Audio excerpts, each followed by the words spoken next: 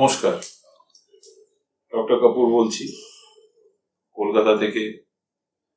আজকে অনেকেই বলে, স্যার আমার এক্সরে দেখে ডাক্তারবাবু বলেছেন আমার বাত হয়েছে।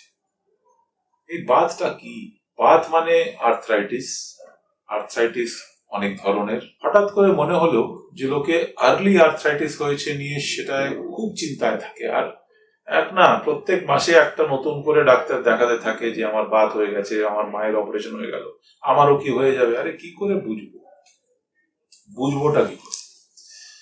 বাতের প্রাথমিক আর সব থেকে ইম্পর্টেন্ট সাইন হচ্ছে যে চোট ছাড়া যদি আপনার হাঁটু ব্যথা হয়, আর এমআরআই তে যদি এক্সরে নর্মাল আছে, কিন্তু হাঁটুর এক্সরে, কিন্তু নর্মাল এক্সরেতেও এমআরআই তে যদি কোনো কাটা ছেঁড়া না থাকলেও কার্টিলেজ লস দেখা যায় কিংবা হালকা সোয়েলিং দেখা যায়, তাহলে প্রাথমিক বাত এটাকে বলে আর্লি অস্টিওআর্থ্রাইটিস।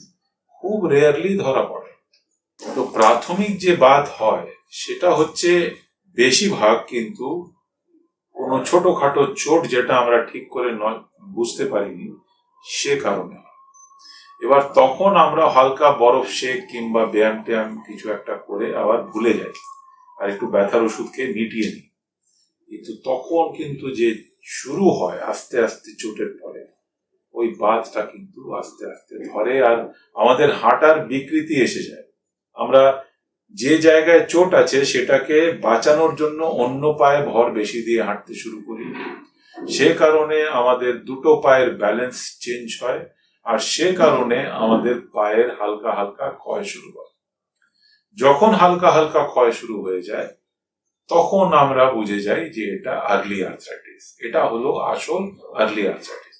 তো লস অফ প্রপার পোস্টার আর ব্যালেন্স, যে কারণে পায়ের ওপর ভরটা ঠিক করে না পড়ে, যে জায়গায় ভর পড়া উচিত সে জায়গায় অতটা ভর না পড়ে অন্য জায়গায় পড়ছে, ইমব্যালেন্স অফ ওয়েট বিয়ারিং, এটা হচ্ছে একটা মূল কারণ আর্লি আর্থ্রাইটিসের। যে কারণে পায়ের যে কভারিং হয়, হাঁটুর যে হাড়গুলোর কভারিং যেটাকে আমরা কার্টিলেজ বলি, আস্তে আস্তে লোডিং এর কারণে গলতে শুরু, ঘর্ষণের কারণে গলতে শুরু। আর আমাদের মেন চিকিৎসা এটার হচ্ছে টু কারেক্ট দ্য অ্যালাইনমেন্ট। যখন আমরা অ্যালাইনমেন্টটাকে কারেক্ট করে দিই, যদি দেখি একটু বিকৃতি আছে, আর যদি ওটাকে আমরা কারেক্ট করতে পারি কোনোভাবেই, ম্যাক্সিমাম টাইম এটা অপারেটিভ করতে হয় হাঁটু বাঁচিয়ে রাখার জন্য। হাঁটুর বাইরে একটা ছোট্ট চিরা দিয়ে হাঁটুটাকে একটু সোজা করে প্লেট লাগিয়ে, তখন পায়ের যে ইমব্যালেন্স আছে সেটাকে আমরা পাশে নিয়ে গিয়ে হাড়ের মধ্যিখান দিয়ে পুরো ওজন যায় নিচের দিকে, তখন কিন্তু এই আর্লি আর্থ্রাইটিসটা আটকে যায়। আর কি উপায় আছে? যাদের বিকৃতি বেশি নেই তাদের হাঁটুর মধ্যে যদি কোনো চোট থাকে তাহলে আর্থ্রোস্কোপি দিয়ে ঠিক করে তারপরে ওদের ব্যায়াম করানো। আর কি উপায় আছে? যদি সেরকম কোনো চোটও নেই আর কোনো বিকৃতিও নেই, তাহলে যদি কোনো ছোটখাটো কারণে ওই আর্লি আর্থ্রাইটিস হচ্ছে, তার মূল কারণটা খুঁজে পাবে। ইউরিক অ্যাসিড হাই হওয়া, রুমেটয়েড হাই হওয়া, তার চিকিৎসা করলে আবার ওই বাতটা আটকাবে। আর কি কারণ হতে পারে? আর একটা কারণ হতে পারে এমনি হয়ে গেল, হয়তো কোনো কারণে আমি অনেক ছুটলাম, কাজ করলাম, অনেক জোর পড়লো বলে হয়ে গেল। তাহলে একটু রেস্ট আর বরফের শেক আর সঠিক ব্যায়াম, এই তিনটে জিনিস করলেই নর্মাল বাতটা কমে যাবে। আর হবে না যখন আপনি ব্যায়ামটা নিয়মিত করবেন, পেশিগুলোকে শক্ত রাখবেন। পায়ের পেশিগুলো ভালো থাকলে কিন্তু হাঁটুর আর্লি আর্থ্রাইটিসটাতে আটকে যাবে।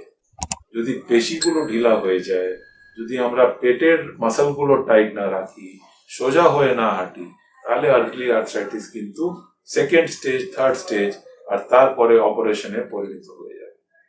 সুতরাং আর্লি আর্থ্রাইটিস মূল কারণ খোঁজা আর তাকে চিকিৎসা করা, যাতে হাঁটু সব সময় ঠিক থাকে, বেঁচে থাকে। আর একটা জিনিস, ব্যায়ামের সঙ্গে ওজনটা বিএমআই 27 থেকে কম রাখা। 25 হচ্ছে আইডিয়াল, 27 হচ্ছে ম্যাক্সিমাম। এটার মধ্যে যদি থাকেন তাহলে হাঁটুর চিকিৎসায় চোটের জন্য চিকিৎসা করতে হতে পারে, কিন্তু আর্লি অস্টিওআর্থ্রাইটিসটা আর্লি থেকে যাবে, খুব একটা খারাপ হবে না। নমস্কার, আবার আসবো।